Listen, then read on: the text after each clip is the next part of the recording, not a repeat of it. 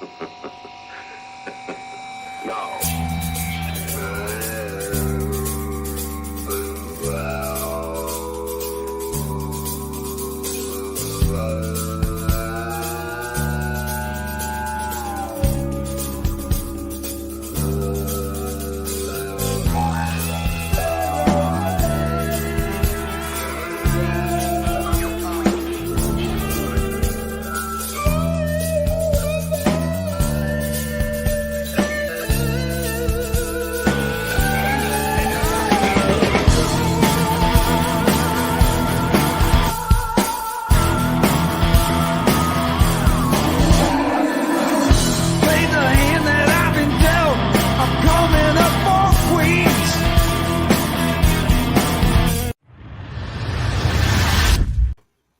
Happy Tuesday, Metal Summoners. How are you guys doing today? We got a special one for you tonight, and we are always so stoked that you've taken some time out of your day to rock with us, to hang with us, and to have an overall good time.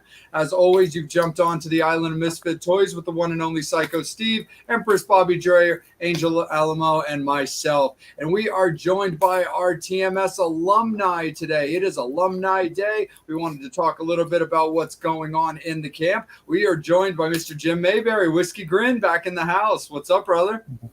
All right. How you guys doing? Good, man. Good. Very good. And first and foremost, it's been a little bit since we got to kick it with you. Last time we all got to hang was in Philadelphia. You were playing the BLE Masquerade event. And as a performer for that event, how do you look back at that show and playing that stage? I loved it. It was awesome. Played the room before. It was a couple of years back, played that room, and it's a BLE event, so it was going to be awesome from beginning to end. So it was really good. I had a good time. The guys in the band had a good time. Speaking of which, I know John is going to be joining us here shortly if he isn't already on. I can't see you guys, so I don't know. Gotcha, Jim. Yeah, we can definitely see you. John's not on quite yet. Okay. But yeah, no, for sure, man. It was a great event. It was a great time. You were one of the main players of the Artist Showcase, which was a very, very cool thing that Brad and BLE did to feature, national and regional and local talent all on the same bill. So that was really, really cool. Were there any bands that you remember from the day that you played, or even for the whole weekend for that matter, that you really enjoyed? Well, I was there. I think we played on Thursday night, right? So yes. From Thursday, after we played the show, there was can't remember everybody that played, but we don't either. I just know that when we got there, we played, and then the next day, I did show up for a little while. I went and seen our good friends in Kicking Valentina, and got to hang out with my buddy DK. Yeah, and I think we drank too much. I got like DK. I had the same problem. But then Saturday we had a show up in the Kimberton Fairgrounds up in Kimberton, PA, and that was a really good show as well. Had a lot of fun there, and then I drove straight to make the after party for Masquerade, and but there wasn't much of a after party afterwards. It didn't seem. I got there a little late, and but I did catch. There was a all-girl tribute act doing Guns N' Roses. Yeah, Paradise Kitty was playing. Paradise Kitty, that's the name of them. Yep, and they sounded really good. So it was a lot of fun. Absolutely, man, for sure. We've got Dream connecting on. He's not quite with us yet, but we've got Dream connecting on right now. Cool. But yeah. I mean, you were playing. Yeah, you did. You played Thursday. You were playing with like All or Nothing, Nitro Nitra. Nitro Nitra, yeah. The Monte Carlo band. But it was definitely a good time. We definitely enjoyed that. I can definitely understand a little bit of like the after party, because after like 3 days of that kind of intense rock and roll, I think a lot of people would just burnt and spent. I'm sure it had nothing to do with people not really wanting to do the after party, but there were probably a lot of people that were just kind of in Hurtsville by then. Yeah, I can imagine. We played with Monte Carlo.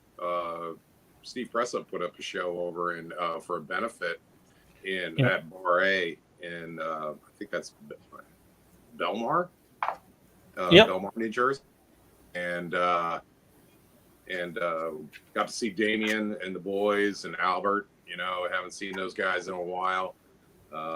So it was good to catch up with them there. And then again, of course, at Masquerade, it was a lot of fun. Absolutely, for sure. So, Jim, we have been joined by John. What's up, John? What's up, guys?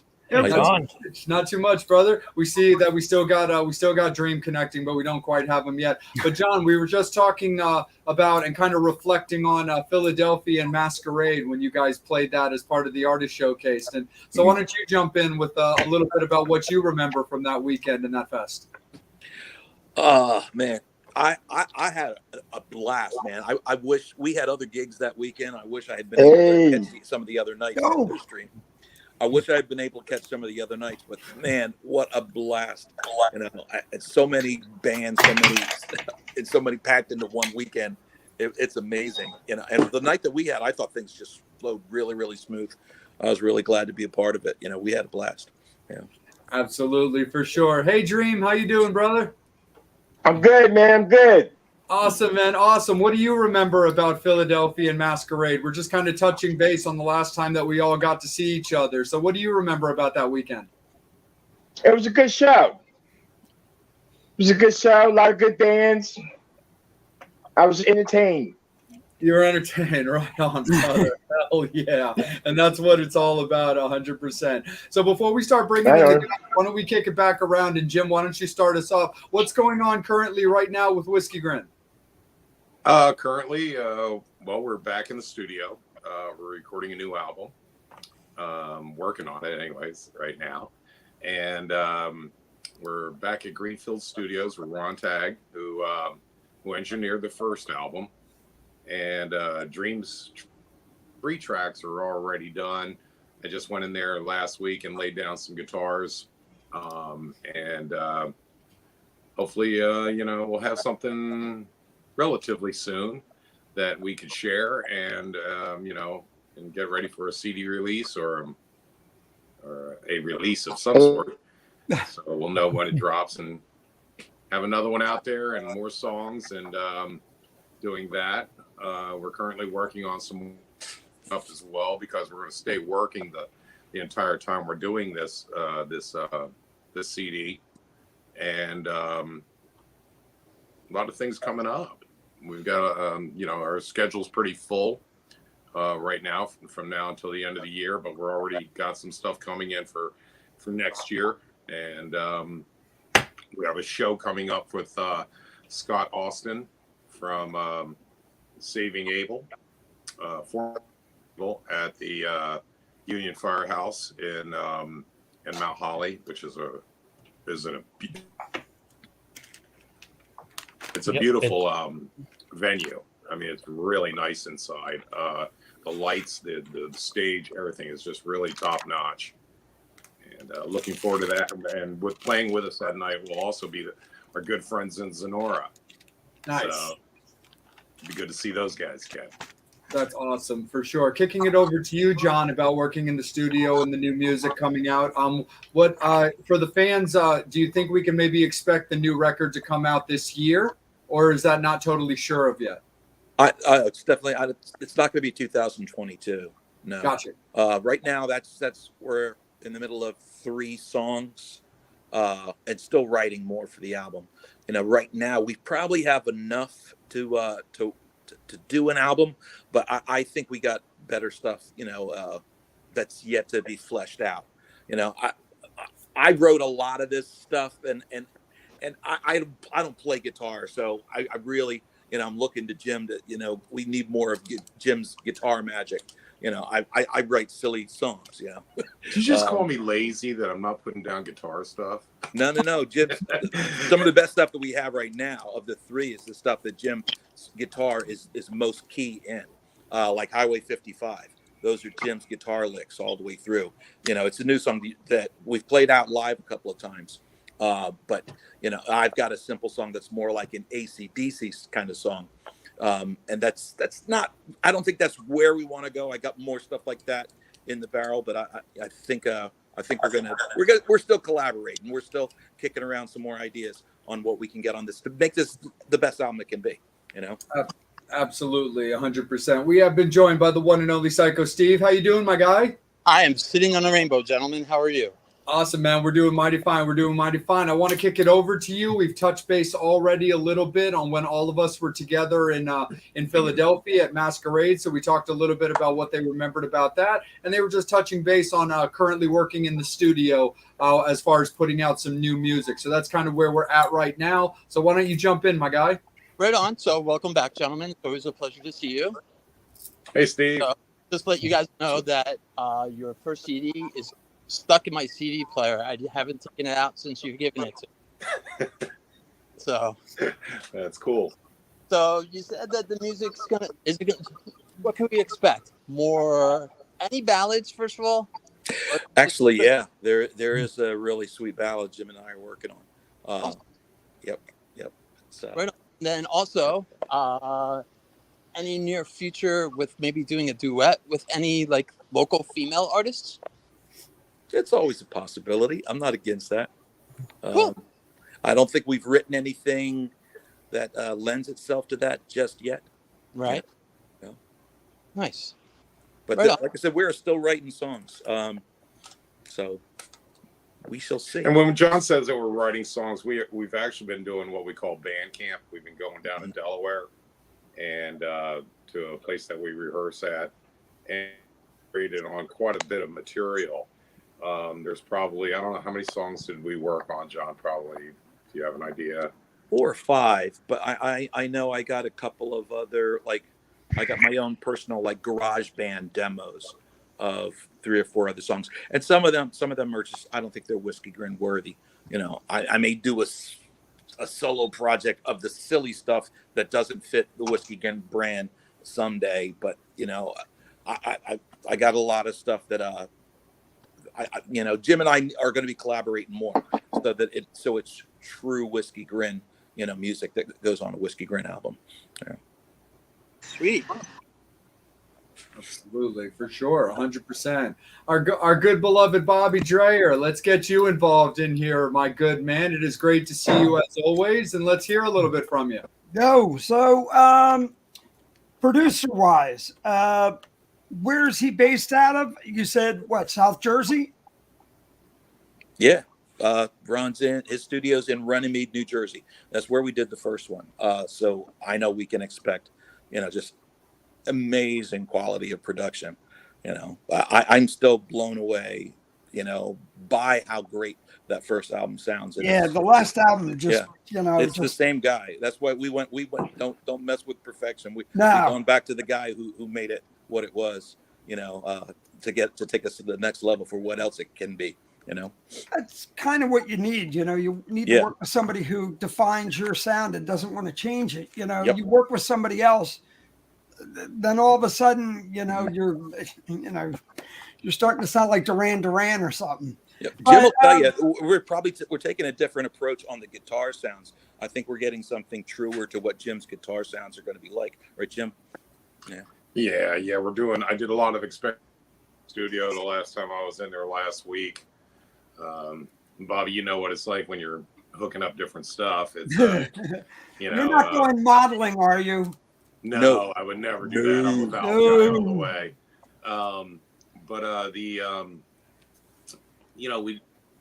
We did a lot of different things differently. Before it was, here's my amp. We're going through a vintage cabinet, and we had a microphone and maybe 2 microphones or something like that. But now we're splitting up amps here, splitting up different types of cabinets with different speakers, and going through about 4 or 5 different microphones and different placements. Some expensive microphones too. It's crazy how much they cost. So I don't even come near them. I know that. I got a cabinet full of them. Those Neumanns will kill you. You know, and it's not the guy on Seinfeld. No. Yeah, there's but we're that's just for the rhythm track so far on what I've been working on with Ron, and but it sounds really really good. I'm liking it because not that the first album doesn't sound like me. It's just that we had to kind of manipulate the sound to get it to sound like me. In that environment. So this time around, it sounds the way I've depicted. You know what I mean? And well, you have that classic 70s. It was funny. I just got back, with Brad and everybody. We were down in Tennessee and got to see Pat Travers down there, and hearing Pat and then hearing your tone. And I just kept going, it's really that classic Rick Derringer, that smack in the face, little bit of grit right there. I'm okay with that. All right. We played with Pat. Pat played through Jim's cabinets. Yeah. He's getting ready to come up here to play the winery in New Hope. I think next month. Nice. He'll be up here. Yeah, when we played with him, actually, we were at the 2300 when we played with Pat Travers, and amplifier. I gave him. I let him borrow a one that I borrowed, and he ran through my cabinets and everything, and then I think he tried to buy the thing afterwards, and I told him no, and they're not for sale. We have I think I carry a classic edge to my sound, but I also because of different type of tunings we do that are more whiskey grin, it brings in a different element. Yeah, but you still have that nice 70s bottom to that Well, thank you for noticing.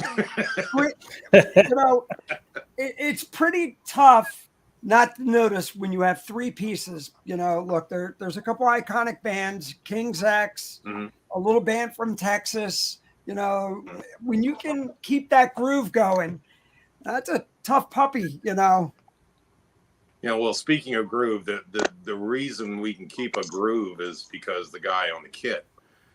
Dream is he's a groove machine, and he's a cagey veteran, and he knows how to lay it down. You guys do have a nice push-pull, though, which is really cool, which is great about it. He's got a great meter, but he knows how. You guys don't play ahead of him or back. It's basically rock and roll. It's back and forth. Yeah. John probably can tell you better about how Dream lays a pocket down there and he plays just behind the beat. And I don't know, they do this rhythm section kind of magic. They look at each other and they do their thing. What do you think, John? Yeah, we play off each other. I know there's even Bad Feeling. There's a section of the song where it's story time with Jim in the middle of Bad Feeling, and it's just me and Dream, and we're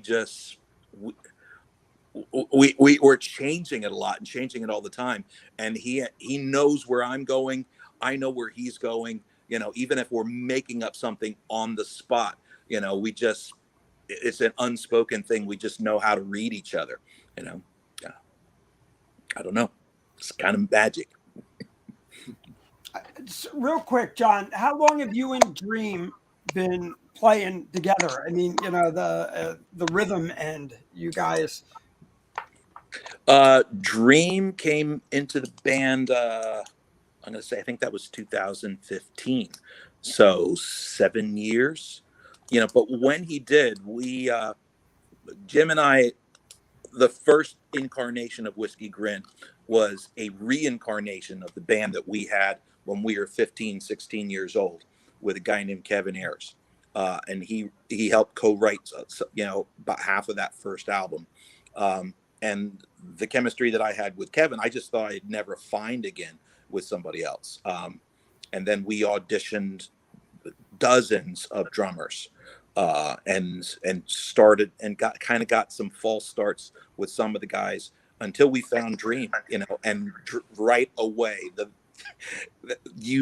first time when you play with somebody that magic is there. That's right from the beginning. When Dream he didn't even have to audition. We just knew this was the magic we were looking for. And it's like you've played together your whole life because you can just feel each other. You just know. So That's great. Absolutely. I mean, Jim, when you were on your episode a while back, you had actually talked about having an interest in Dream and having Dream as a guy that you wanted in the band for quite a while, but he was so in demand as such an accomplished player with like multiple bands that didn't that couldn't happen for quite a while until 2015. So, Jim, why don't you just kind of revisit for any of the fans that didn't really hear that conversation about what it was that Dream, about how he caught your eye back on the scene? Well, back in the 80s, I remember seeing Dream at the Galaxy, and he was playing with a band, I believe it was Ivory Tower. And those guys. He was amazing. So he was amazing, and he was a show drummer. So he was doing all the tricks and flips with his drumsticks and doing all the antics behind the kit, and as well as playing really exceptionally well. And he years later, I'd seen him out playing with a bunch of different groups, and we were, like John was saying, we were going through some member changes, and or we were auditioning, I should say. And then when Dream came up to me and said that he wanted to be in our band, he had seen us, and he says, he's like, "Come on, man, I'm gonna take you to the next level, and you need my flavor," and all that stuff. How Dream talks, and basically, it came down to me telling him no, that I didn't see him in the band. I seen him with so many other bands that I didn't think that he would be able to put in the kind of commitment that we were looking for. And no disrespect to him, he's a working guy, he's a working musician, and he makes his living that way. And so he told me, he goes, "Man, I'll even audition for you." And I was just like, audition? I said, "You're Green, man." I said, "You don't have to audition. I've heard you play." I said, "I know what you're capable of." So, but he said, no, he says, I want to do that because I want to earn my way in. I don't want anybody saying that the part was just, given to him or anything like that, that he worked his way in. And so he came and auditioned. And then I think our first show with him was on a New Year's Eve. It was a New Year's Eve show, and he didn't even have all the songs down. And he came in there, and he's that improvised and adapted and overcame. So, and he really he showed his true colors of what kind of pro he really is, and he's been with us ever since. That's awesome, man. That's super duper rad for sure. Yeah, I mean, we got nothing but the utmost respect for Dream on this show because, yeah, man, he's a beast. He's a crusher. And I don't know if you've been able to see everybody yet, Jim, but Dream's trying his damnedest to get on the show, but he just keeps getting like disconnected and stuff like that. But Dream, we're with you, bro. And the guys are showing you nothing but love. But Angel, let's kick it up to you, brother. If anybody's wondering about my T-shirt, I'm going to post it right now. Boom! So Whiskey Grin. You can get it online. I can't see it. Yeah. Don't worry, Jim. You'll be able to see it on the replay. Okay. Yeah. So they have hoodies. If you have a girlfriend, female friend that likes tank tops, they have those as well. So you can get a T-shirt for yourself and for your girlfriend, sister, mom, side chick, wife, whatever. You can get her a damn, I forget the name of it. A tank top. Yep. They're gonna hire you, Angel. Of course. and of course the tour dates. Boom. You guys got shows coming up. You're gonna be at Ocean City, Maryland. Yes, This Friday. This Friday. Yep. Yeah. That's not far from Trader Lee's. I was just looking at it on the map. It's more or less like outside of. It's off the island, just over the bridge. On the. Oh yeah. You know. Good place. Yep. Yeah, we played Trader Lee's when we did some road shows with from Breaking Benjamin, Weapons of Anew, or no, it was the Walking with Lions. Yep. Walking with Lions was that group. And there's another band we toured with on that tour. That's they're from Delaware. Guys called Silence No More. Really, really good band. If you haven't heard them, you should check them out. Yeah. Nice. And of course, time out Gloucester City. I'll definitely be at the show September 30th. I'm definitely coming down to see you guys. Sweet. Right on. Sweet. So speaking of somebody that likes tank tops, I'm gonna get to a fan question from Lisa.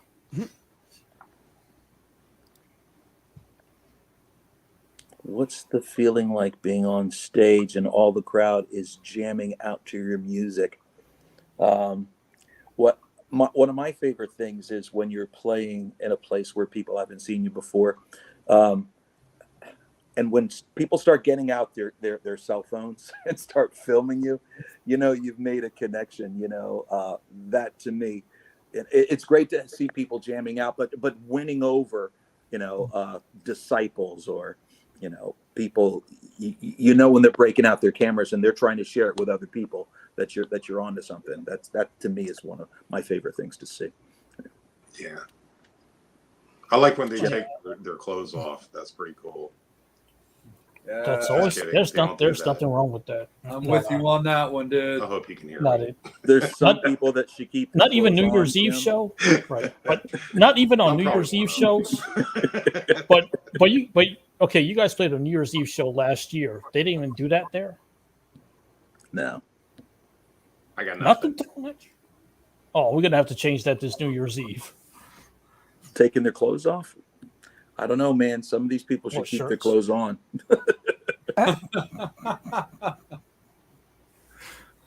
Oh, you so lack vision. Dream, we got you. Yay! hey, I see you. Can you hear us? He's meditating. Apparently, he's in deep thought. It's all right. We'll Lisa, figure it out. Yeah, keep rolling with it, Angel. It's all you. Lisa also wants to know how did you come up with? I see a question. Yep. Her question is, tell me about the name Whiskey Grin. How did that come about? That's a Jim story. That's well, John kind of led on earlier about we used to play with another drummer, Kevin Ayers, and we were recording some songs when we were really young. And after every session at the studio, we'd wind up upstairs and, we'd have a nightcap. And Kevin wasn't much of a drinker, and he suddenly found himself liking different types of bourbons. And that's what I drank. And so, we did a lot of whiskey taste. Nights drinking bourbon. And, but I couldn't think of a name after whiskey. So I was like, well, it was like, what are you going to do? Call it Whiskey Smiles, whiskey, I don't know, Whiskey Face. I don't know, but anything, but Whiskey Grin seemed to catch. And, and it's kind of like after you do a toast, it's that grin or that kind of grin that, spurns on the whiskey or something. So that's kind of like how it happened. And then I threw it at John, and he seemed to like it. And we did kind of like the pizza jury. Like you remember the pizza jury, where the guys at the pizza shop had Bon Jovi songs in the record player or the what was that thing called, the jukebox? The jukebox. And they tried out a bunch of songs, and the best songs, like the songs that got played the most, were the one album. And so, you know, everyone we came up to about the name, at least everyone I talked to about it, you know, that was the winner. So, chicken dinner. Nice. And question from Steve: are you guys looking for a road crew? We just fired a guy by the name of Steve. No, just kidding, Steve. You still have a job. We got a great road crew. Actually, We do. We really do. The best. They've been through a lot with us, and John and I and Dream, we stay pretty busy, and these guys have been able to keep up and really step up to the plate, and they've helped us out in so many ways. Can't even tell you, man. They're you know, because a lot of times we play these shows and we're not done till 3-4 o'clock in the morning, it seems, you know, and then we're sitting there loading a trailer, and we didn't have a road crew. We didn't have anybody helping us. So, but you know, it got to be a big deal. And we approached these guys, Steve and Bobby, you know, Father, Mankiewicz, son. and their father and son team, and they were working with another band, and they still work with those guys too. But they realized we needed help, and they stepped up, and also with Brian Wolf, you know, who's worked with many other bands, and is pretty well known with like Joe Smith and Sven, and he's been with us for quite some time. He's actually Jimmy Dernick's drum tech most of the time. To every show, he never leaves Jimmy, but we work probably a little bit more than he does, and so we, you know, we take him when we can. And let's not forget Doc. Doc's our sound man, and in many ways, Doc is kind of like the fourth member of Whiskey Grin, because he's really responsible for it. You know, going into these venues where you don't know who's mixing sound and what you're going to get, just having your own sound guy is really the best way we found to be able to get the best representation of what we sound like, you know, to audiences, whether it's a new place or a place that we've played dozens of times. You know, having Doc at the sound controls is really key to making sure that we get treated with respect. You know, there are some venues where the sound guy, you know, it's his pristine system and nobody can touch it. And a lot of times that's where we end up getting the short end of the stick. And if we don't have Doc, who is at least gets some kind of input, you know, on trying to make and making sure, because he knows where the solos are, he knows what kind of EQ we're going to need. All that stuff is dialed in with Doc. You don't have to work extra hard, and he's just got the magic fingers to make us sound like I don't know if you could say better than we are, but the best that we can be, you know, and that's really important. That's why we just value Doc so highly. His name's John Farrell, real name Don. We call him Doc. How important is the sound guy? Because lately we kind of seem to be hearing like a band like Journey. They say, hey, you know, the sound guy, the new person, makes the singer sound better. How important is that sound guy? I'm just curious to ask as a music fan. I think that the sound man is well, there's an old saying, right? A sound man can make you or break you, you know. And in our case, what John, you know, having a guy like Doc, who's he studied under Andy Johns, so you know, that's a pretty big name in the business. You know, everything from Led Zeppelin and, you know, that Andy Johns worked with, and also with all the way up through Cinderella.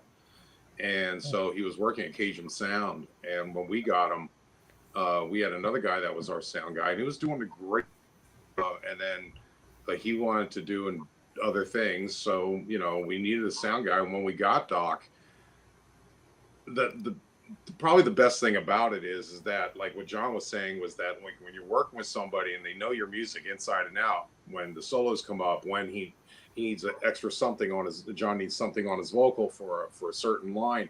Those are like second nature to him. If you have a working sound or touring sound engineer that's with you, new guy in there, and he's going to give you, yeah, he'll give you the meat and potatoes, but the meat might be Spam and the potatoes might be instant. You know what I mean? So, but Doc, he's giving you he gives you the filet mignon every time.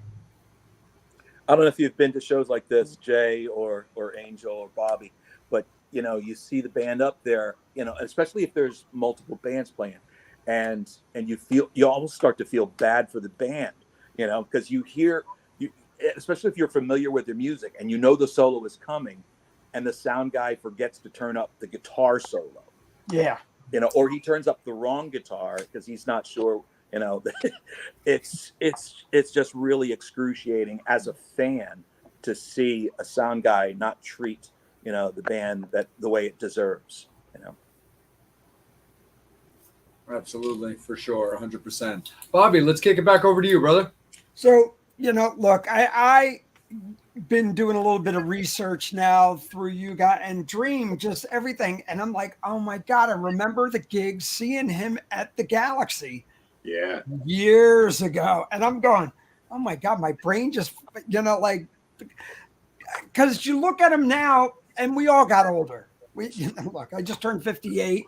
And I'm like looking at pictures of Dream and going, oh my God, I remember all these days of Reggie Wu and everything else, and seeing Britney play, and when Ivory Tower was playing there, I'm like, oh my God. Mm-hmm. So I didn't know his past, but it's a shame he's not on. I wanted to ask him because he's affiliated with JJ Drums, which, I know Jerry from King's X was using Dixon, everybody was using all these smaller boutique companies. And I really wanted to ask him about it because his sound that's his sound.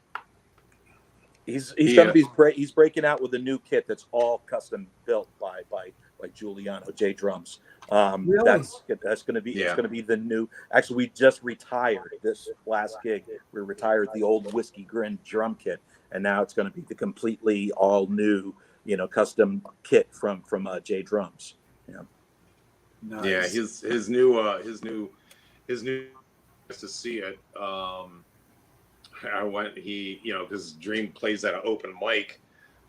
He's in a host band that plays at an open mic at Time Out on Thursdays, and I went out with a good friend of mine, Sean Cahill, aka Licky Rifferson, and we went to go check out Dream and his new kit, and then we loaded I remember the trailer was being loaded when we just got done playing the Shore Friday, and the new drums were being loaded into the trailer, and I got a up close look at him, and he's got these badges on him that are on the drums that are specially designed for Dream Cannon, and it's like, wow, that's really nice. I mean, it's a real beautiful kit. I don't want to say what they really look like because hopefully people come see us and they'll get a firsthand look, but they sound.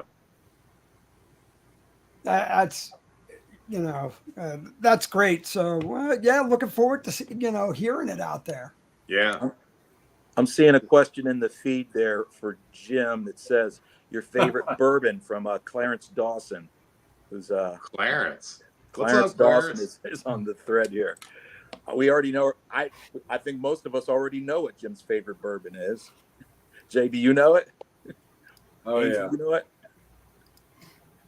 Jim's favorite bourbon is Jim Beam. My favorite bourbon. Well, I drink Jim Beam a lot. Yeah, that's the one that I'm used to always seeing. Yeah, I drink that a lot. But when I'm at home or when I'm with different company, and I really like Jefferson. Jefferson Reserve is that's just amazing stuff. Now, you like more of a blended, or are you a single malt guy? Well, I don't really drink scotches. Oh, I love my scotch. But I will drink a scotch. But, speaking of whiskey, I can't say the company name right now, but we're in a meeting. We're having a meeting. More than likely, it's going to happen in the middle of next week with a distillery that is interested in us, and they want to create a whiskey Grin whiskey, and hopefully some sponsorship and help road stuff that we need, and we can in return we can pimp out their juice, so Yeah, you can promote it on here. Hell yeah, that would be We can awesome. do a shot Yeah, on the show. Absolutely, yeah.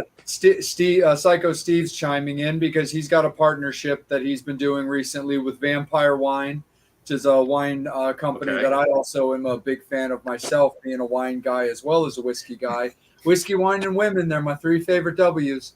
But Yeah, we had that one. That'd be a very cool. That'd be a very cool. There we go. Oh, Woodford III. Yes. Oh, I know. Right I knew that bottle from a mile away.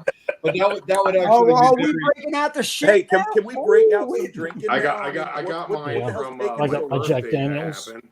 is that What are we gentleman drinking, Jack there, boys? Jim? What are we drinking? Yeah, Jack yeah. Daniels. Wait a second. Bobby ran to go get something good. Oh yes, he did. I can't wait to see what he's gonna. I bring. know. Seriously, fuck this. I will not be outdone. What did And you bring then, that with, Jim? John, remember Wait a second. drinking like all of one of these? Yeah, we drank a last whole bottle week? of that. If I'm gonna Just drink barbecue. something, I'm gonna drink the gayest thing ever. A Cosmo. No, Tom of Finland vodka, Yeah, Oh. close enough. because it'll make you put your leather assless chaps on. Damn, With I should go get fringes? mine. You should have told me that earlier. Who's drinking with me? Am I there we go. No, I'll All right. drink it. Jim, where you at? I'll be right back. I went to go get a glass. I gotta wait for my brother. We Of gotta course. take anybody Okay. wants to take a Check break this to get out. a glass. It's I a gotta go can get- you see this? Let's see. Yeah. Frosty. It's a whiskey Grin. Shot glass. No, it's their actual rocks glass. All right. Oh, cool. Well, I think you Tammy got to Russ. put whiskey in it to read it. Yeah. Hold on 1 second. Let me just hold on. Okay.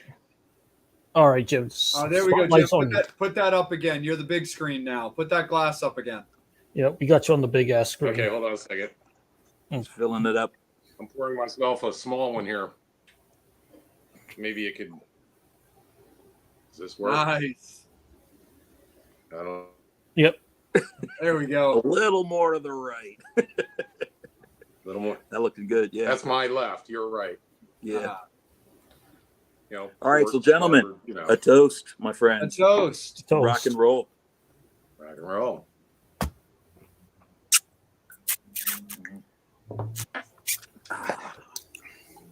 Smooth. Yes. So smooth. What were No, you drinking, absolutely. Angel? He said, Jack Daniels, right, Angel? Yep. 11:45 in Australia. So we've been drinking since breakfast. Now that's rock and roll right there. Alicia the goat. That's what I'm talking about. Love from Australia. 11:45 Australia. a.m. in Australia. That is what this show is all about. Thank you for watching. Yeah. Cool. That was super duper sick. Honestly, one of the cool. I'll tell you, John, Jim. One of the cooler episodes that we did was we had a band from Australia on, and what made that so rad is obviously it's 9:45 at night here, and our friend there it's 11:45 tomorrow. Yep. Right. And it was so cool. That was like my favorite thing about that episode was just that small little thing where I was like, dude, we're doing an episode in the future. Like we're like the space-time continuum where we are here, but we are somehow tomorrow in the like Back to the Future. It was That's awesome. so cool. All right, Bobby's got something else. Bobby's got the Macallan. Alicia Hold is on in 1 second. the future. Bobby, hold on. Bobby, he's gonna make you big. He's gonna make us drink I don't another have- one, Jim. I don't have that much powers. Jim, I think he's making us drink another. You don't have to make me. I'll volunteer. Agreed. No, That's nothing like like having $350 it. a bottle. So Angel, you Nothing still like got some having it left, in the brother? dig. What happened? Well, hold on. Angel, you still got some left? Cheers. One more time, yeah. everyone. Cheers. One more time. Cheers. Cheers. Oh, that's good. The other As you see, I'm discombobulating something because I'm going to be with the boys from boo. Bean. I'm going to be with the boys from Beantown tomorrow. Okay. Yeah, is that a Nuno? No. This is That's a Tom's. telly base. This that's is Tom's. Hamilton's. That's Hamilton's. Yeah, so I took the back off, and Tom said he'd sign it for me. Tom Nice. Hamilton. Yeah, from Aerosmith. I'm going up to Fenway Park. Holy shit! Yeah, they're playing Fenway Cheers, Park. Susan. They're playing Fenway Park with Extreme tomorrow. Thursday. Nice. I mean, sorry, Thursday. Yeah, Thursday. But we're doing a dinner tomorrow night. It's just a bunch of crazy shit. No, that's So awesome. the drummer is really cool. So it's Jack Douglas, who's John Douglas, who's playing drums for Aerosmith right now because he is the guy, painter. He was Joey's tech, but he painted Joe Perry's guitar with his wife on it. Nice. Yeah, that's the guitar that his 335 that he plays. Sweet deal. Sweet deal. But let's see if Mr. Tyler can walk a certain way. Absolutely. I hope he's going to be okay, man. It's just Earlier, I took a phone call from Dream while we're before we board, and he's having connection issues. But he says he's sending his love, and tell him we want to see his new wood. Yeah, man. Dream is never shy to show his wood. Nice. You mean the drumstick or the? He's a proud black man, and he is proud to show you his wood. Dude, the one thing about this show is Bobby will always find a way to get anybody, especially drummers, to show their stick picks. It's stick, wood, stick, like. So now anyway, he's got a new kit. Look, I can hardly wait. If he jumps back on, I want him to promote the company because look, I got a good friend who owns Bucks County Drums. Okay. These little companies really need the support of major players, people who are using the kits, and that's great. I really think it's amazing that Dream's doing that. What I can tell you, it's JJ Drums, Mike Giuliano from the Giuliano Brothers, well-known band in our area, and they play, all the Mid-Atlantic from Jersey here to all the way to down the Florida Keys. Keys. I was just there and got into a really good discussion with an owner that when he found out that I knew the Giuliano Brothers, he was like, "Yeah, we need to book you guys too," but Mike Giuliano he's been building these drums for a while, and I think Jim Durnick got a kit from him as well. I know Durnick's got a JJ Drums snare. I don't know if he's got a full kit. Yeah, that's what he's got. He's got a snare from JJ. Where are they based out of? Oh, he's got a music shop. Where's that music shop? So they go. It's J Drums with a JRUMS. Yes. Oh, okay. Yeah. So I kept Googling it, kept going, what the hell? Yeah, it's JRUMS, as if you're saying replacing the J with the D. Yeah, with the J. Yeah, it's almost like J Drums. J Drums. That's it. We'll get you a link and please on and give Mike as much business as possible that way. And I'm sure if Dream was here, he'd be endorsing all this stuff. Their Facebook page is J Drums. Custom drums. Oh, sweet. Which is the clever spelling of drums? It's JRUMS. Yes. But I see this purple kit that they have on their website, which is no, it says the Loop. What's that? It says the Loop. The Loop. Jim, what color is? I haven't even seen Dream's new kit yet. What color is it? They're Is the it same purple? color as the. Well, I see Angel right now, and you see our background with the purple In the Yeah. center. They go from purple and they fade into black, just like my Les Paul. Wow. Sorry, Susan. We're not playing in Toronto yet. Susan Burton in Toronto wants to know when we're coming to Toronto, Jim. Toronto, man, I'd love to get up there sometime soon. You know who I'd like to play with, do a show with up there, John? Who? Monster Truck. Oh, I love Oh, those. They're from, nice. they're Those are from Monster Canada. Truck. Oh, I Yeah. love those guys. So, Dude, how cool would it be to have like Whiskey Grin with Monster Truck and Anvil? Just kind of something like that. good. Sweet. That'd be good. I don't want to wait forever to make a movie though, but it took them a while, right, to make. It did for sure. But that's kind of a fun topic. Okay, here you go, Jim. John, there's a Whiskey Grin movie. Who's playing you guys? Who's playing you, John? People keep telling me, and I hope this isn't true. Benicio del Toro. Benicio del Toro. That's a good one. That's a good one. Good one. I was thinking Morgan Freeman can do me. I see the resemblance. You Yeah. see the resemblance? Yeah. Actually, I get the Chuck Billy thing a lot. So. Oh, okay. Yeah, I can understand that for sure. I mean, if we did like a Metal Summit show, like Angel would get played by Robert Trujillo, Bobby would get played by Dolly Parton. Of course. Right. Yeah, well, my moves aren't as big. No, they're not. No, that would be really cool. But I did actually want to talk a little bit about gear and start with you, John, because we didn't really get to talk gear with you on the last whiskey show because we didn't have you. But you're a Rickenbacker guy. I am. One of my first bases was a 79 Rickenbacker 4000.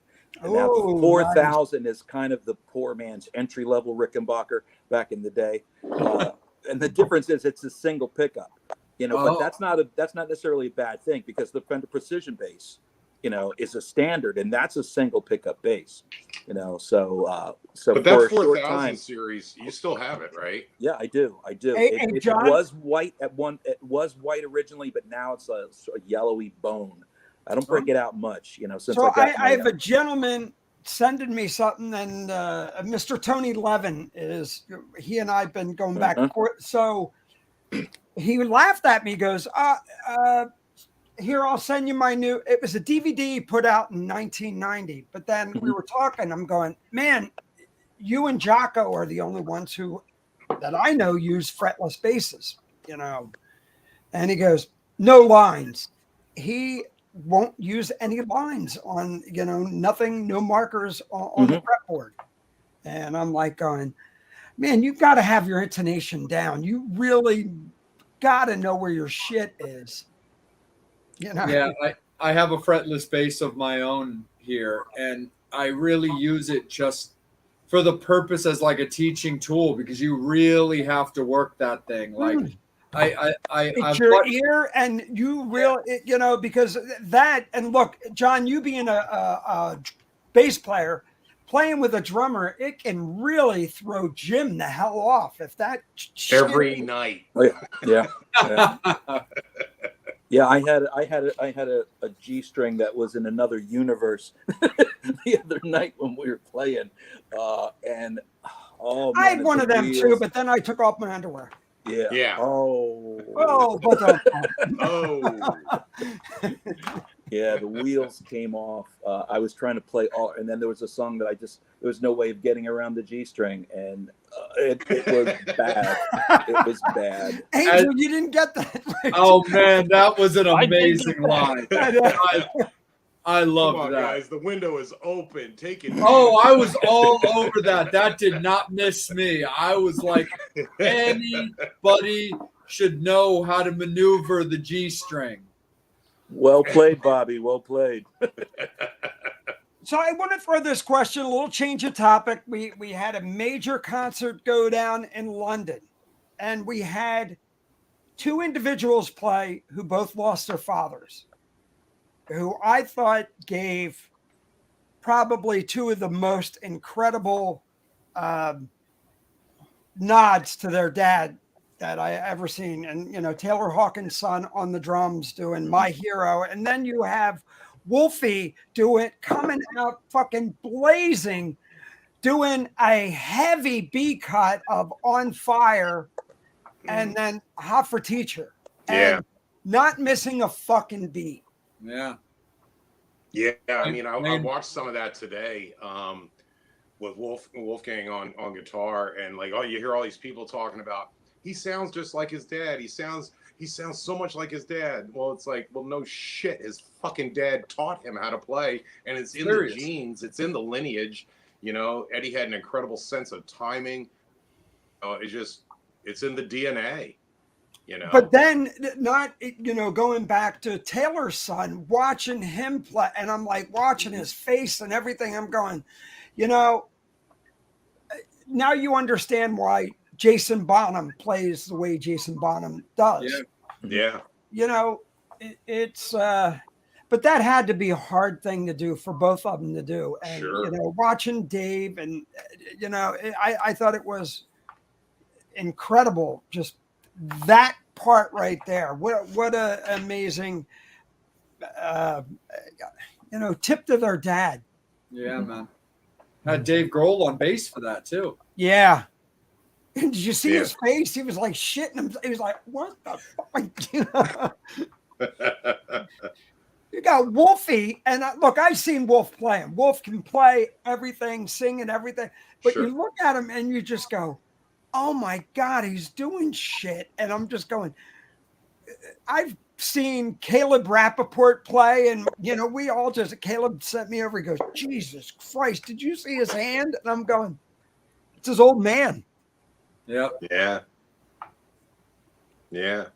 I mean, I think it's one of the things, like, John and I've talked about this before. It's like, being a musician and we record, and the reasons why we record are well, there's a lot of different reasons, I guess, but one is that, this is our legacy. Well, it's like photography. It's like, Mark Weiss and I talk. It's the same thing. It leaves you're leaving a staple on thing.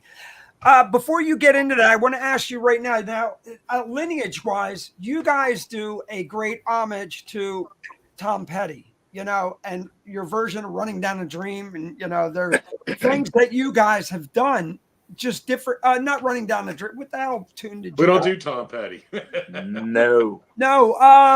Oh shit. Who did you just do a cover of?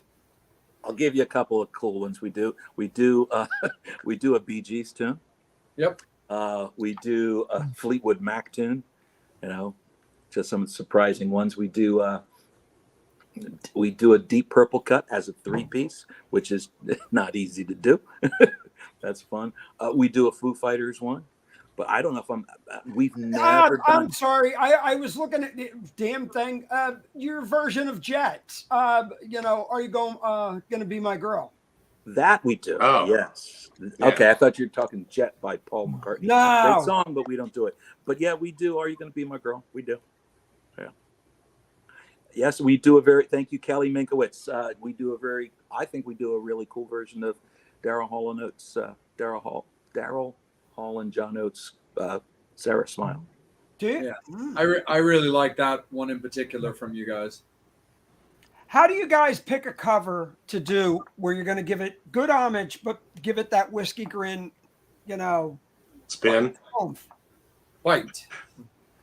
You gotta. It takes like Jim will be able to attest to this, because Jim was the one that had to sell me on the Bee Gees one, to just hear what can be done with that riff to actually give it the Whiskey Grin spin. And it is really, it becomes Jim's, as a guitar player, his interpretation of the way the guitar is played. Me as the singer, my interpretation of the way to sing it.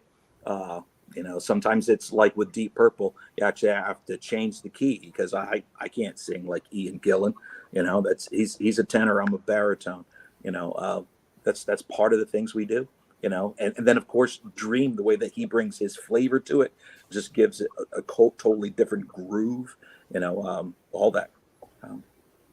We did sort of steal there is a version of the chain that we sort of stole from, was it My Darkest Day?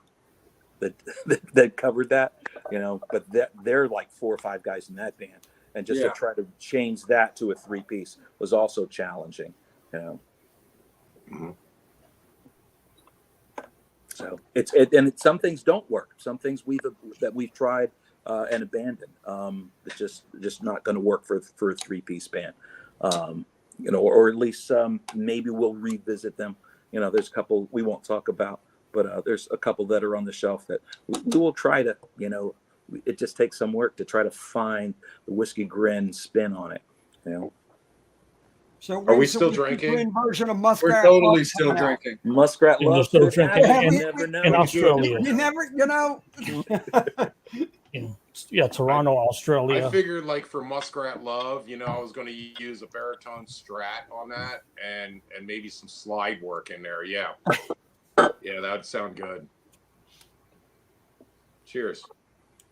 Cheers. Cheers. Salute. But yeah, there's I think when we pick out songs to do as cover songs, and they're bands that we have respect for. I mean, when I was growing up, the Bee Gees were not really kind of like Ozzy. a band to be liked Oi, by oi, oi. certain cliques, I guess, but and I didn't have as much respect for them, or I didn't like them as much because they were doing the disco thing. And then, but after time went by, I was listening to what they were doing, and I was just amazed at really how they are and how they were, and how they put everything together. And they're an amazing band, and a bunch of 3 guys that are just, or actually there was 4 of them, right? There was Andy. He wasn't. well, yeah, but he didn't play in the band. Right? The Bee Gees were only 3 guys, right? Yeah. So, but like what John said with that one song, I just, I was listening to it one day on the radio, and I was picking up the notes in my head what they were doing, and I was like, this would make a badass guitar riff right here if we could drop the tuning and just, and give it some chunk, and do it our way, and it works. Now, you guys talked about the 3-piece thing, and then I'll throw it back to Jay. So right before I went down to Tennessee the night before, I got to spend a little time with a gentleman who is pretty outspoken. I got to spend 50 minutes with this gentleman and played with a 3-piece band. That would be Mr. Uncle Ted. Oh. And Ted. Uncle Ted. And so he had Greg on drums, on bass, and 3-piece. They went out and did everything that when Derek was with them and all through killed it. Look, was Ted? Yeah, Ted was Ted. Backstage, Ted was cuddly Ted. On stage, Ted probably would have shit down my neck. Yeah. Yeah, he's an animal when he plays, man. He's one of my heroes. But I got to tame the beast. I have a 68 Birdland, and I had Uncle Ted sign it for me. Oh, wow. Yeah. Let me make and he even signed my case. Wow. And your shirt, Bobby. Oh, yeah, my 1980. Wait till you see this shit. So this is my 68 Birdland. Oh, man. Signed by Mr. Theodore Nugent. My 1980s Zwango Ztango shirt, Mr. Teddy signed. So I told Ted, I said, look, I always thought it was Halford that would have made me gay, but you the one who came out in the loincloth. If I had a guitar for him to sign, for Ted to sign, I probably and I was a huge Ted Nugent fan. I remember. I got a HK 40 caliber upstairs that I think I'd want him to sign that for me. I think that'd be pretty cool. He just had his knees replaced. It was probably I left the Keswick Theater with my mind blown. I kept going. And I'm there with Jim Florentine and everybody. And Florentine, he goes, can't believe he fucking signed that. And we're just like, it was fun. And Ted sounds like Ted. There's nobody who plays that. I don't know anybody else who can fucking make a guitar like that. When he does Stranglehold, and I have him unplugged on video playing my guitar doing Stranglehold, which is the fucking coolest thing in the world. Oh, wow. To have Ted, but Ted playing, you guys talked about a 3-piece. Look, I give you guys props. It's a beast. Bands like you, Triumph, a lot of them that King's X. Yep. Yeah, it's work. Because you're out there relying on yourselves, If Jim has a bad day, it's like, oh fuck, or what, and you guys really need to be on your A game every time. It's not that thing. And I noticed when I watched, like I said, Ted play, the reason he's 74 and still plays the way he does is because he takes his music serious. He, that's why he says he doesn't drink, he doesn't do it. Buck, he gives 100% on stage. Yeah. And, but, and you guys definitely, for yourself, if you couldn't, Jim, rely on John and Dream, you guys are, it's that pyramid right there. It is. And that pyramid, if you don't hold it together, with a 3-piece, of course, you're pretty much naked up there, right? So and if one of us drops out, it reflects on every piece in the band, because even if John drops out and I don't hear him, the audience hears it, because there's this void. There's not a second guitar player filling in that part, right. and stuff like that, or if, of course, when the drummer is not there, if he's not there, of course, that's another thing. If I drop out, probably nobody would miss me. But I mean, it's That's when you tell a story, Jim. What's that? That's when you tell a story. That's when I go into Jim's story time. That's right. Let me ask you this, since it's an equal part, and again, we'll go right back to Jay after. How do you keep the balance and the egos in check? Because nobody can go out there and be, beating in the chest, and because you guys got to rely on each other. I think that's the key, because that's how you keep everything in check, is because if we didn't have the chemistry we have and rely on each other the way we do, we're only as good as the guy next to us. You know what I mean? And you have to be gracious with each other, Yeah. We all have bad nights, and you have to be willing to forgive, the little mistakes. I've seen bands where you can tell the guy who has the biggest ego, because he's the one hating on everybody's mistakes, as if he doesn't make any. Right. Yeah. But each of us, I think we're well acquainted with our own weaknesses and shortcomings, that when Jim screws up, Dream and I look at each other and we laugh, because, hey, we know it's going to be us next time. You never know. You have to be gracious with each other, and you have to have a brotherhood and a chemistry. And that's the way we do it, Well, that's great. I mean, it's, a lesson learned for everybody, in this. We've done it with our show here and everything. There's no egos. No. We're all an equal part and add, everything. It's one thing when you hear like we've done shows where we're 3-4 nights in a row, and John's singing some pretty difficult vocal lines, and after a while, the horse comes into that throat, and it's next thing you know, it's like he's not there. He's like, I need some, like Dream and I have to step up our game. So, and we hold him up, and the same vice versa. Anytime that, there's problems like with Dream or with myself, I have to rely on my brothers to be there for me, to hold me up, because, we've all been there, like John says, where we don't have perfect nights. In fact, I have yet to see us have one.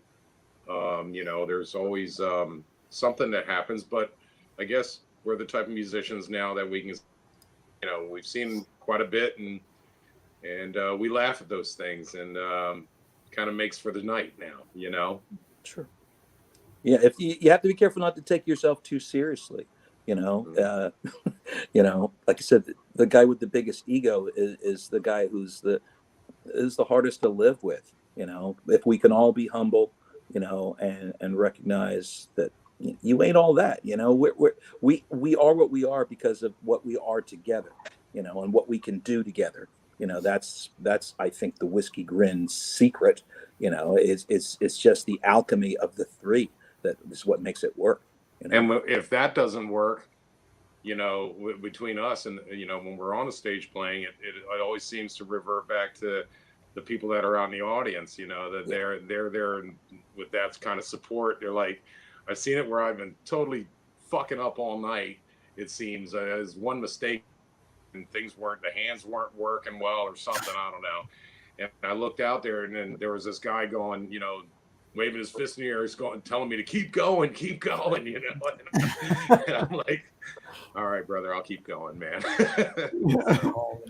We can definitely understand that for sure, and that's actually something that we've always really admired about like Whiskey Grin. So like if people go back and fans that might not even know this, if you go back to the very first Metal Summit episode, back when we were rebranded as the M3 Summit, we had 6 hosts that first episode, because you still always had Bobby, Angel, Steve, and myself, but we also had Mitch and Max at the time.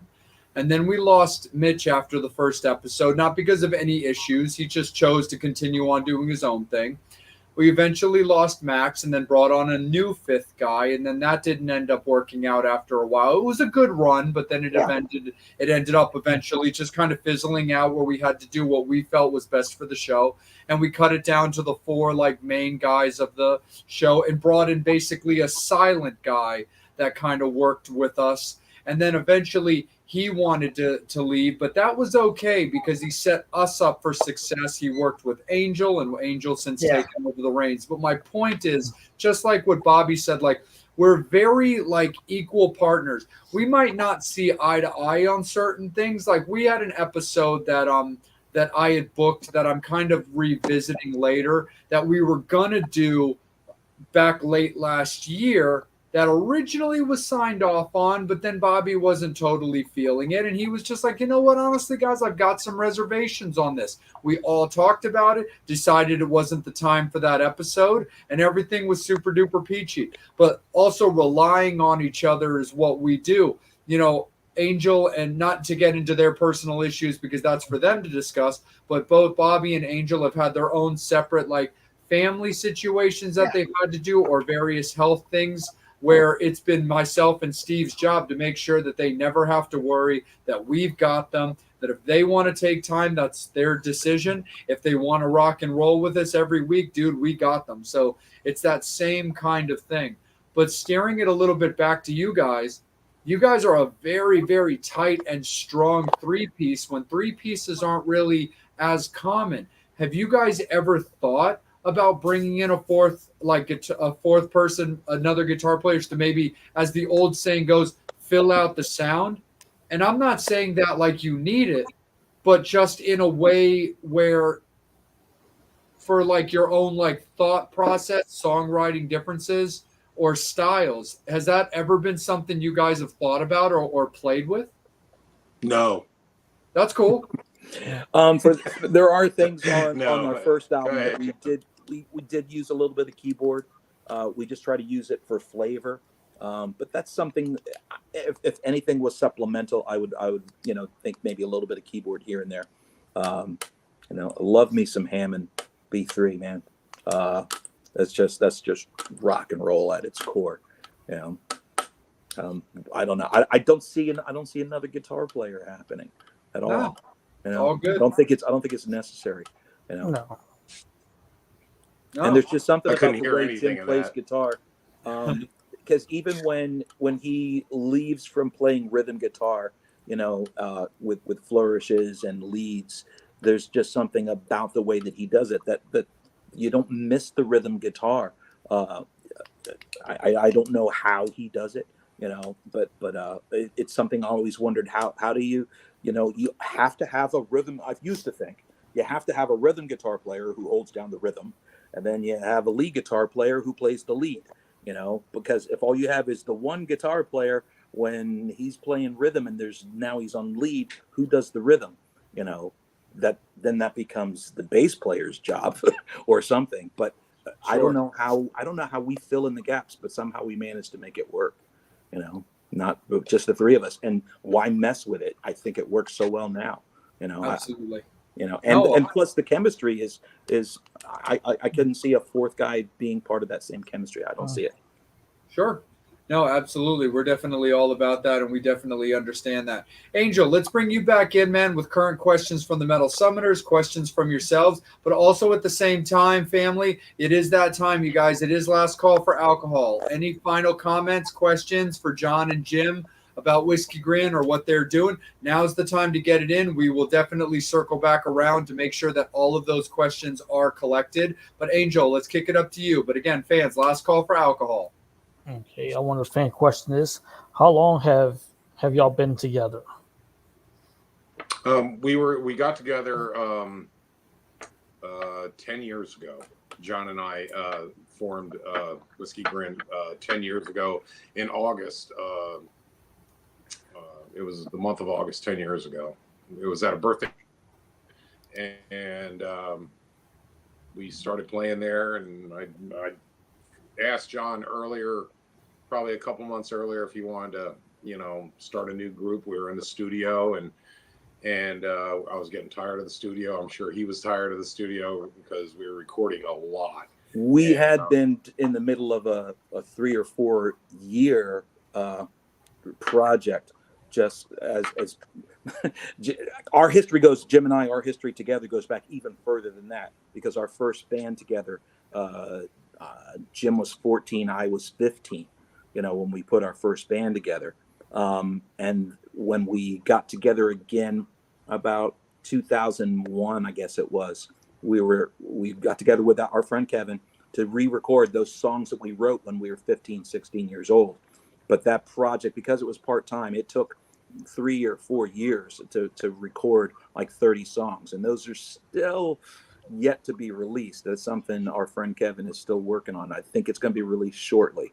But out of that was born the need to get out there and play again. And that was about, like Jim said, about 10 years ago when we decided to reform as Whiskey Grin. But it goes way, way back, to the caveman days. Mesozoic era. Yeah. Could have been Cretaceous. Yeah, the troglodytes. Absolutely. Hot tub time machine. Yeah, it could have been a hot tub time machine. Right. That's one of the comments I'm seeing from Lisa. So if you can get into a hot tub machine, where are you going? Where am I going? Ooh. Yeah. Fishing. Yeah, I'm going fishing. I see. Where would you go, John? Where would you go if you were in a time machine? Well, I'll tell you, my favorite year of rock, and I think I'd want to go visit my favorite year in rock. I think, to me, rock was at its pinnacle in 1975. Some other people may disagree, true. but I think No, 75. No, that's pretty good. No, I mean, Kiss, Queen, Led Zeppelin. Mm-hmm. You do have a good point. Bad Company coming out. Van Halen. Yeah. Wasn't it 75 Van Halen came out? Or Still at this. But yeah, but even to be on the Sunset Strip in 1975, would have been amazing too. Yeah. There's just so much good music that it was there. Yeah, 70s were probably my favorite era of music, without a doubt. And I made quite a bit of bones in the 80s, but the 70s, the melodies, the things that came out of those, and even what was being done in the recording studios was just, it wasn't super technical, but it was just so good. Yeah. That's a good time for sure. Like as much like as I would have I still would have been able to see them, but it would have been towards like the end, because everybody knows what a massive Queen fan I am. For me, it would probably be something around like 88, 89, going back into there, but just being more of the age that I am now, because you had Motley Crue when they were sober. You had Kiss still doing their thing.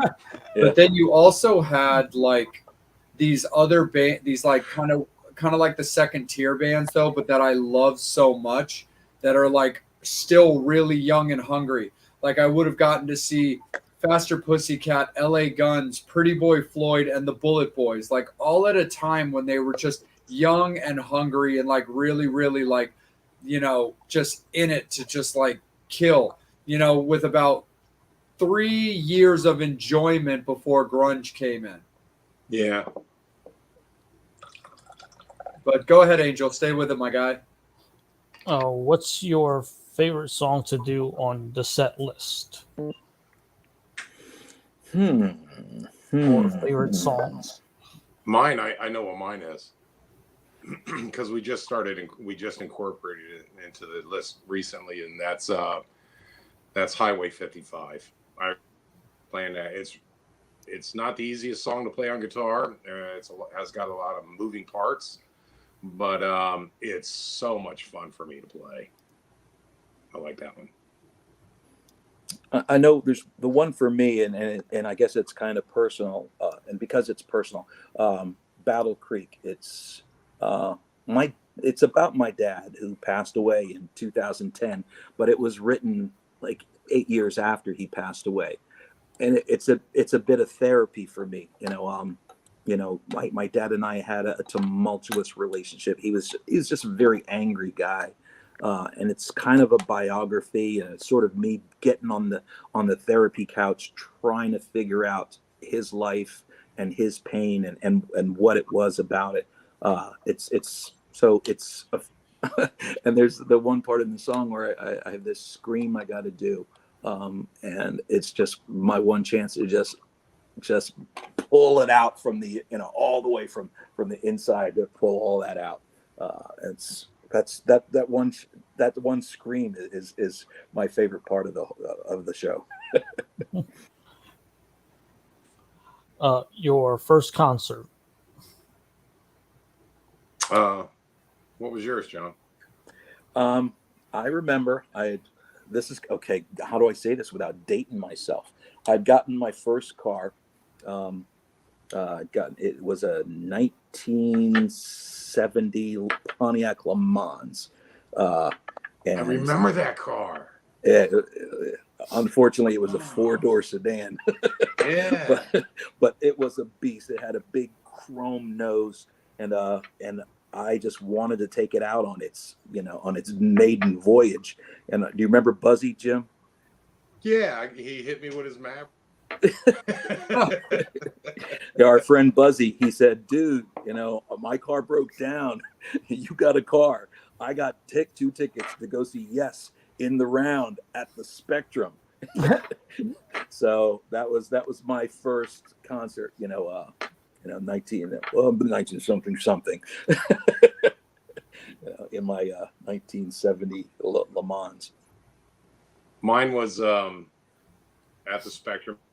I seen Foghat with Lonesome Dave on guitar, and Boston opened up for them. Damn. That's a fucking cool show, actually. I tell you, we're going to a cool show tomorrow night, too, by the way. Oh, yeah? I didn't know when we would have a chance to work this in, but we're going to see. Actually, when we first went in the studio, our producer said, what do you want this album to sound like? And there was an album that came out that year that we were absolutely in love with. It was the Dead Daisies album, the one they did with John Corabi. But we are going to see Dead Daisies tomorrow night at the Landis Theater in New Jersey. Wow. Oh, and guess who's opening up for? This is amazing. Who's opening up for our good friends there? Our good friends. Chip's you. Enough. Oh, Enough's Chip, enough. Yeah.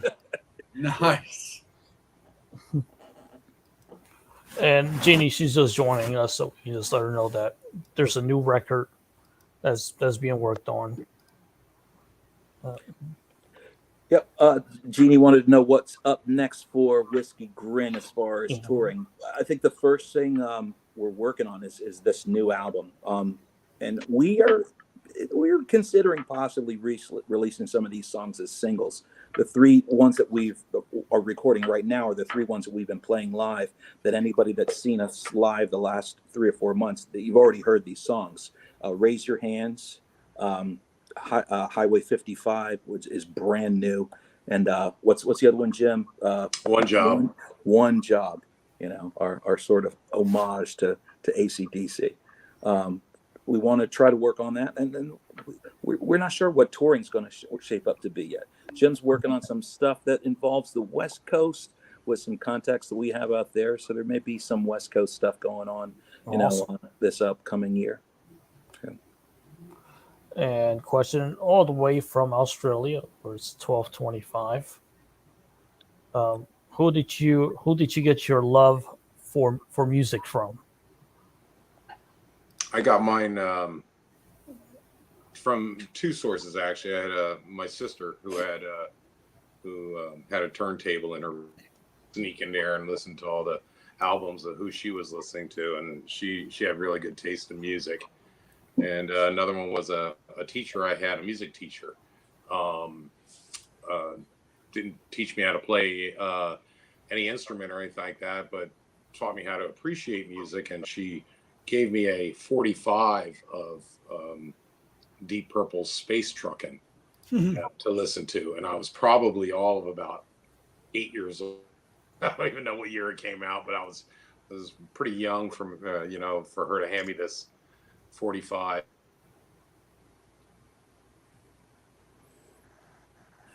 For me, it was there was always music in my house. My mom played organ, my dad played organ. We had not quite a Hammond, but it was something like, it was a Con, and we had a Leslie speaker.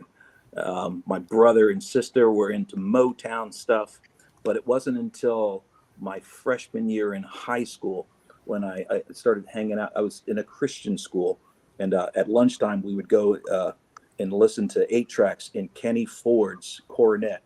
And just like 8 of us would cram into this thing and just crank it up, and it was like the first time I heard like real rock and roll.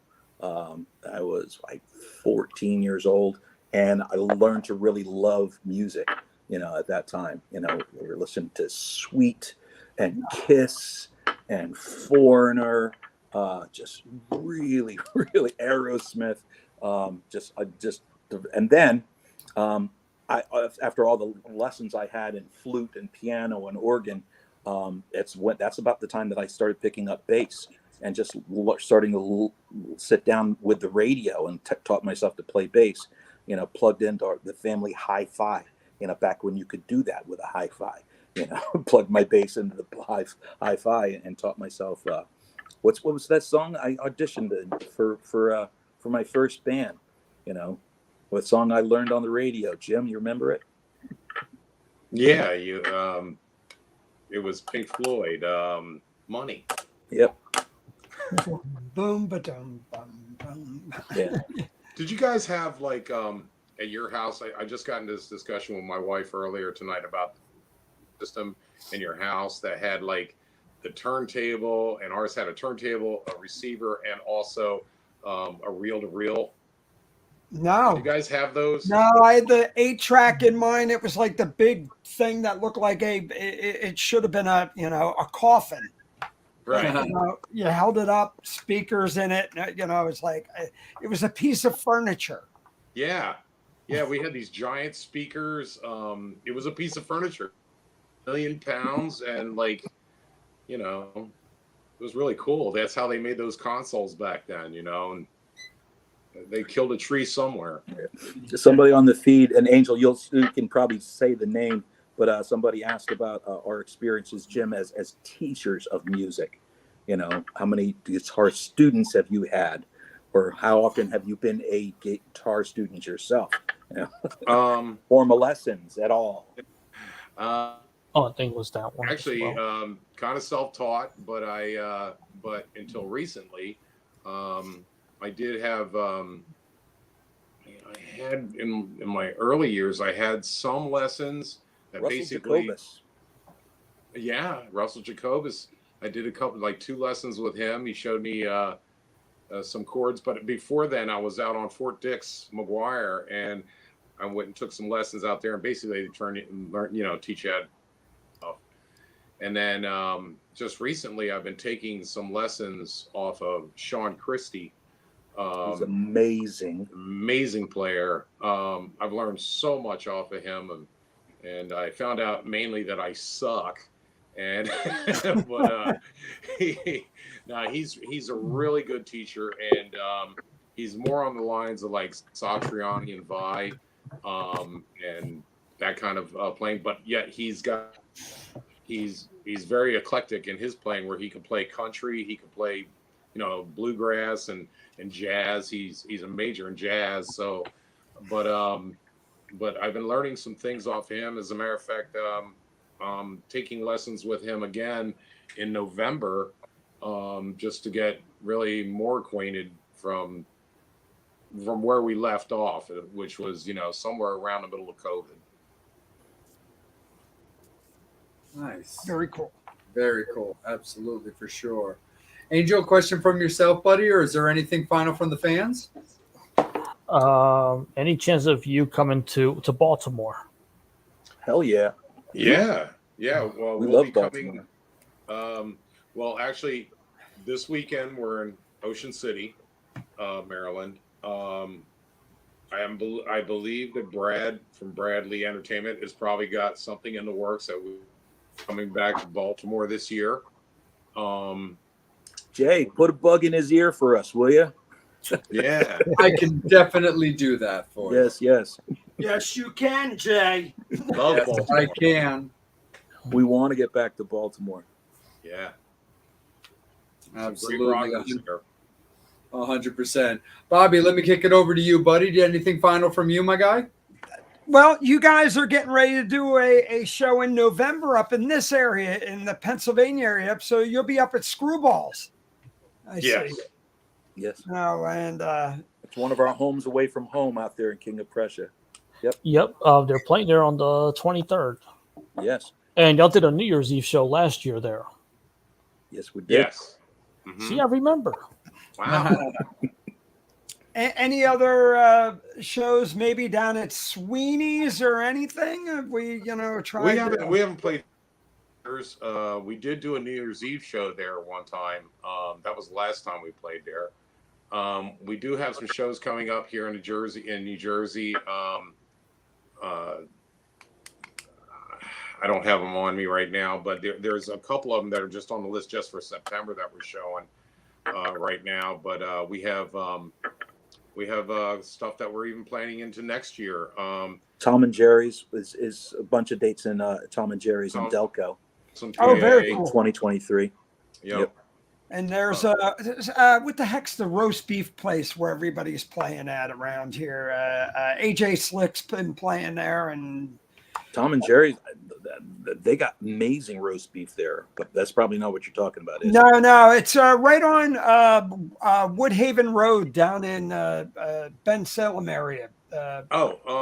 Currents?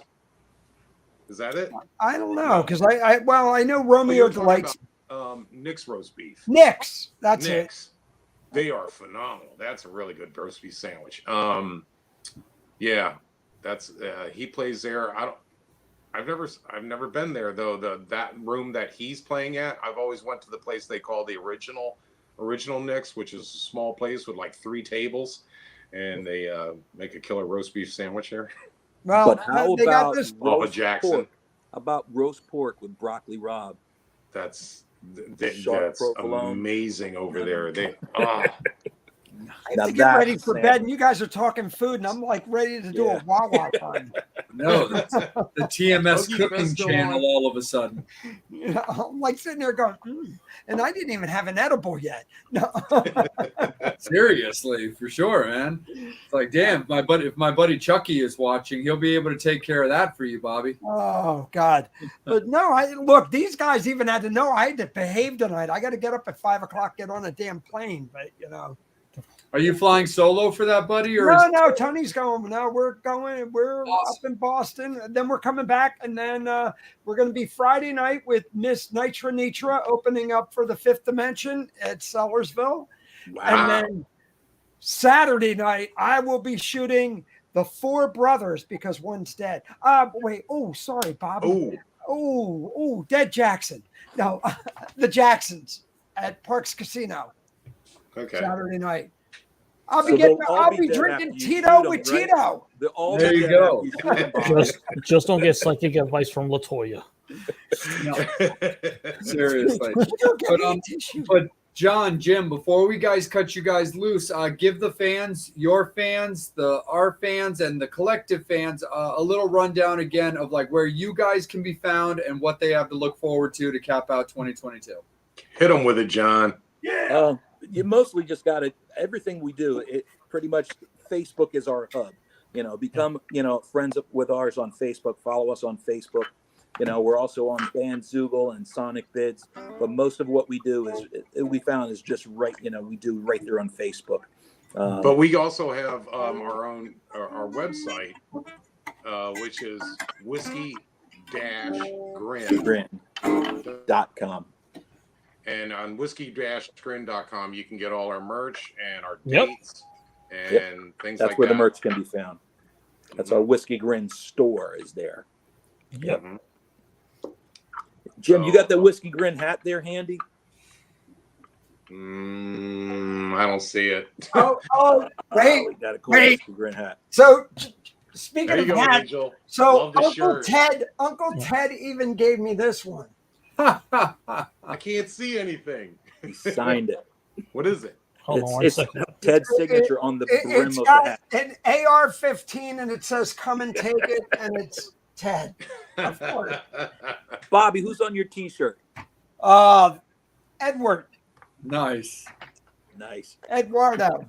That's awesome. But before we cut Jim and John loose, and before we put a little bow on the show, Bobby, come back, dude, because I got to kick it to you real quick because you have a new website that you have to talk about. Yes, the new BobbyDreyer.com website. I got to say, thank you to Jason Wood at Immersion Technology for working on this damn thing for 7 months and being patient and putting up with all my bullshit.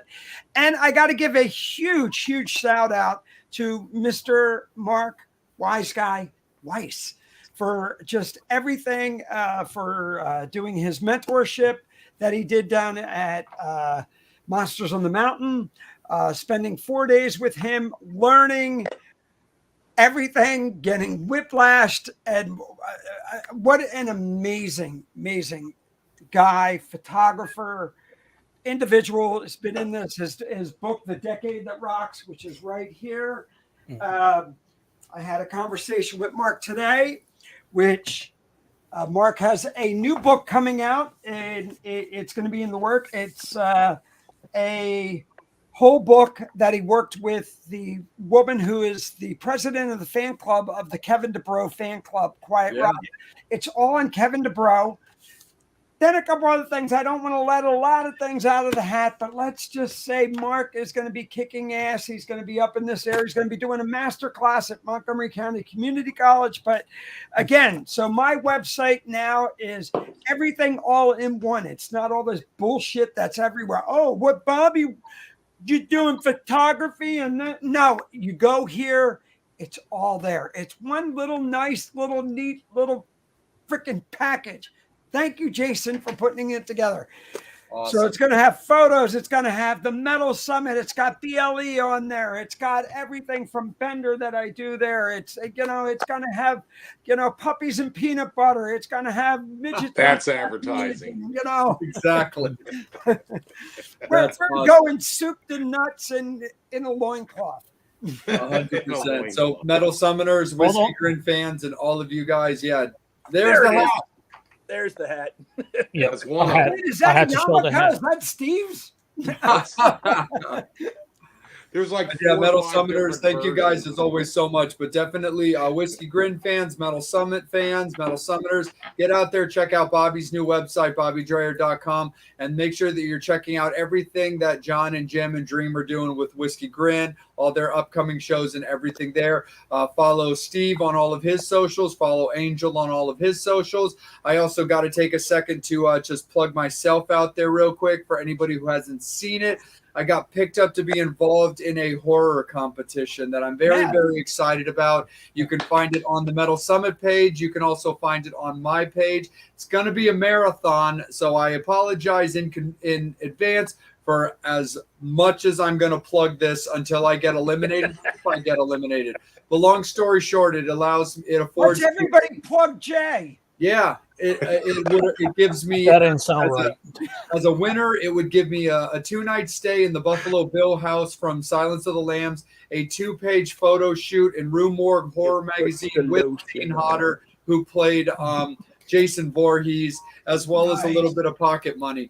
But that's on my pages, it's on my socials, it's on the Metal Summit page, and you can vote every single day and try to help me get the win.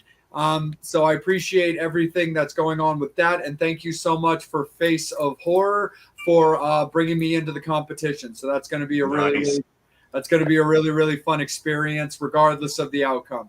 So support me, support Bobby, support Angel, support Steve, and of course support Whiskey Grin. Yes, John, Jim, thank you guys so much for being with us. Much love. Salute. Yeah, much love. More final drink with you guys. One more for the road, boys. Yes, I can't. Thank you so much to Whiskey Grin. Thank you so much, Metal Summoners. We love you guys so much. As you guys know, coming at you live tomorrow, we've got that rat bastard Eric Ferentinos joining us tomorrow, but we had Whiskey Grin tonight. We love you so much. We will see you guys tomorrow. Let's throw one back. As always, you've been watching the Metal Summit. Yeah.